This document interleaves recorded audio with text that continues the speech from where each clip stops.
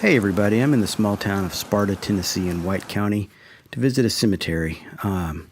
Thankfully, I don't know anyone who's buried here, and while I do have more than a passing interest in visiting creepy cemeteries, there's a reason I'm here today, and that's to visit a particular kind of burial that they have here.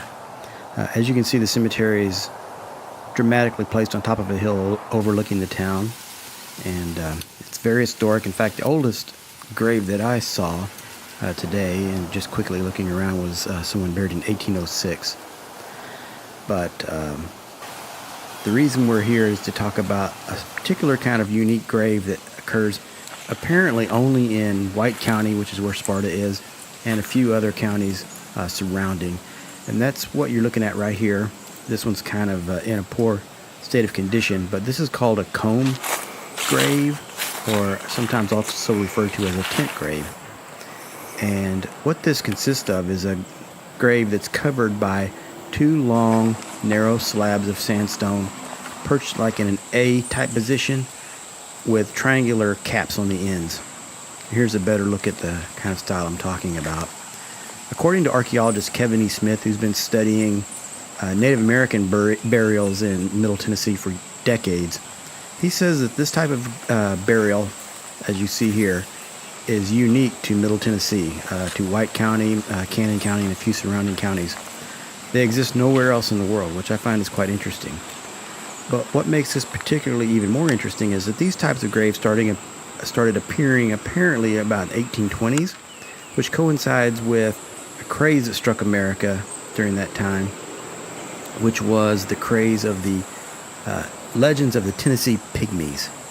Now, what happened was a farmer was plowing his field, or whatever the case may be, may have been a case of erosion, discovered a rough, rustic stone box with a lid on top of it, something like a very rustic sarcophagus, and inside were the bones of ancient Native American, probably.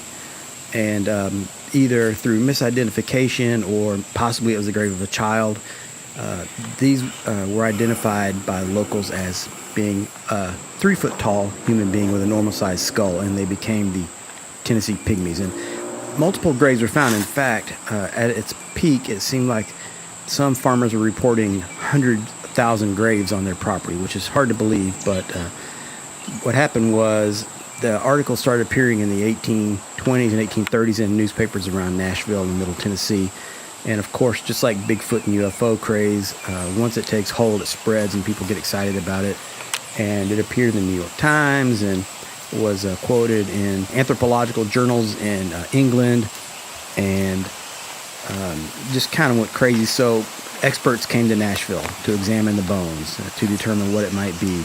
Some of them, of course, said they were regular-sized individuals who just were buried in a small box. Others said that they were children, and others stuck to the story that they were pygmies.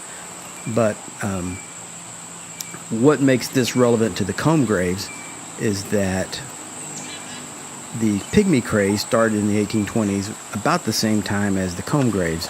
And this caused archaeologist Kevin E. Smith to speculate that there might be a connection. Maybe the Native American burial practices had somehow influenced Appalachian culture and caused these type of burials to start taking place.